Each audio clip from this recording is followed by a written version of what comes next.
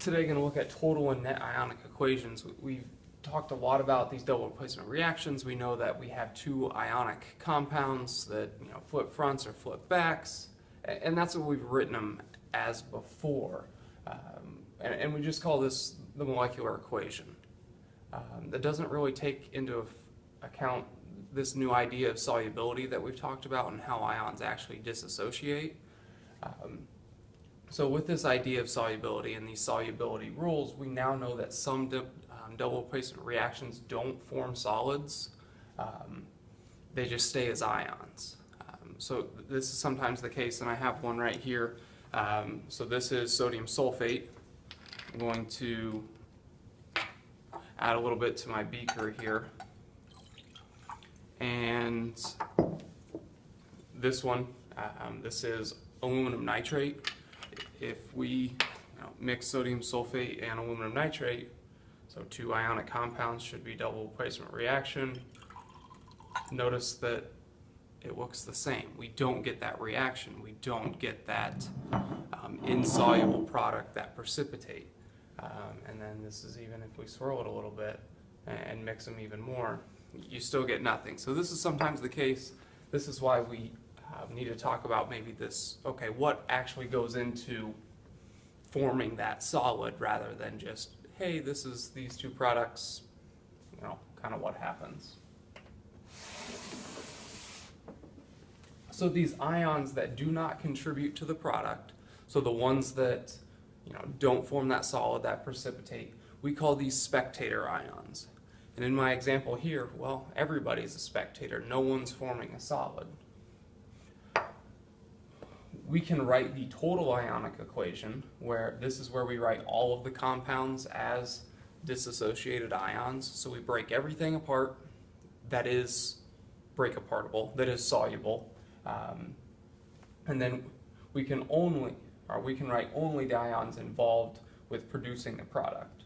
So there's a couple of different ways you can write equations. You can write that complete. You can write the total ionic equation. Or if you only want to show what things are involved in forming that solid, that's what we call the net ionic equation.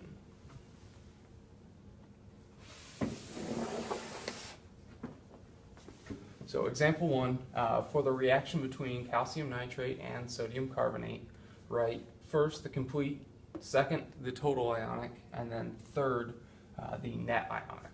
So here in green, here's your complete. Just like you've seen it before, calcium nitrate written correctly, sodium carbonate written correctly. Notice both soluble. Use my solubility rules to figure that out. I flip the fronts or flip the backs. Here I flip the backs, and I make calcium carbonate and sodium nitrate. Well, I go again and look at my solubility rules. Hey, this guy isn't solid, so there's my precipitate. And then, so this one I would get, in this case it's calcium carbonate, it's chalk. I get a white precipitate, and then here, not involved in the reaction. This would be the stuff floating around up top. These are our spectator ions, and we're going to see that next when we write the total ionic. Some things to notice for complete, I didn't write any ions. It is balanced. With that there, and I did write the states. So just something to notice for complete.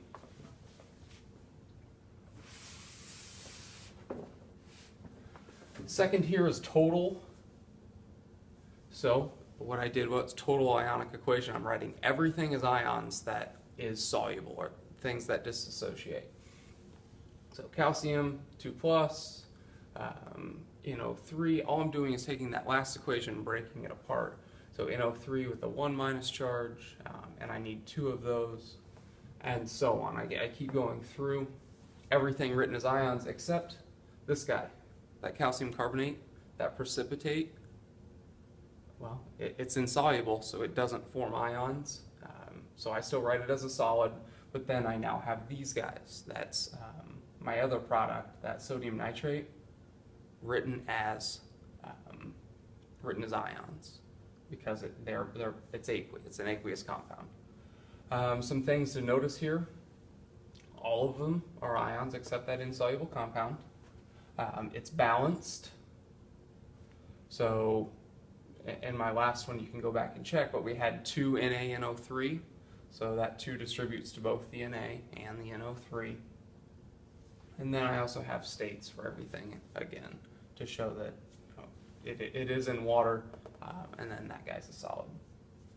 Last thing, to get the net ionic equation, so this is our total, to get the net ionic equation, we eliminate the ions found in both products and reactants here. So, my markers here, let's eliminate those ions found in both. Well, I see 2 NO3s over here, so I eliminate 2 NO3s from both sides.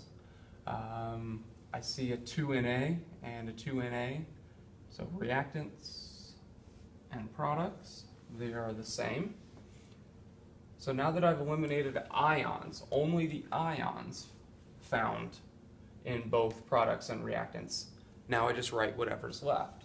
So in this case, and this may not be good here, Ca with a 2 plus, and it's aqueous, plus, next thing, CO3 with a 2 plus, and it's also aqueous, come together to form our solid product, CaCO3, and it's solid there. Check to make sure it's balanced. It is. And then I did already write the states there, so some things to notice as well. But this is your net ionic equation. Much simpler.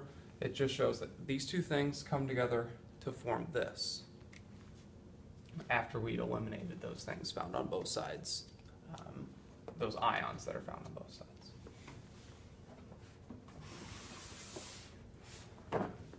Example 2, for the reaction between cobalt 2 chloride and sodium sulfate, complete the double replacement reaction and reduce it to the net ionic equation. So I wrote the complete already. Cobalt 2 chloride, sodium sulfate, flip my backs. I end up with 2 salts, 2 sodium chlorides, and 1 cobalt 2 sulfate. I did write the states of everything, and notice in this time they're all aqueous, so that'll be a change that we'll see later on, and I did balance it.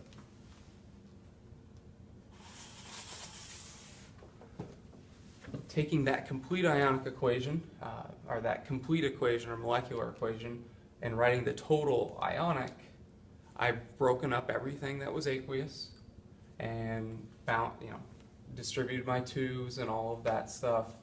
Have states of matter, everything has a charge. And now I go and look, so total ionic equation there.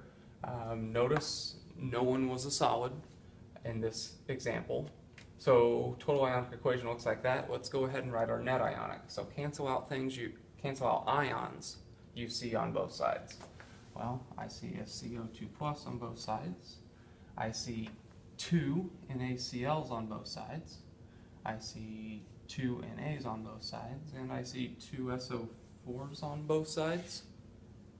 So my net ionic equation, well, I really don't have one because no one formed a solid. So in this case, you should have noticed this from the start that we didn't have to precipitate. So our net ionic equation, what I want you to write is just no precipitate.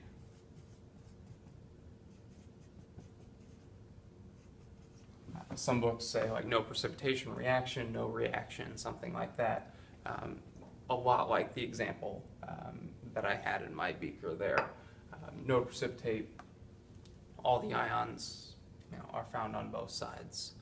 Everyone's soluble, everyone dissociates and stays that way. So that's the difference between total and net ionic equation. With those, we started off with the molecular equation or complete equation that we've seen a lot before.